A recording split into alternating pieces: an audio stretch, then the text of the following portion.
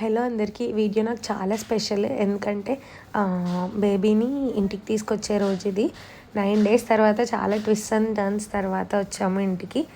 అయితే మా బేబీని వెల్కమ్ చేయడానికి మా ఆడపడుచు ఇంకా వాళ్ళ హస్బెండ్ అన్నయ్య అందరూ కలిపి ఈ డెకరేషన్స్ అయితే చేస్తున్నారు.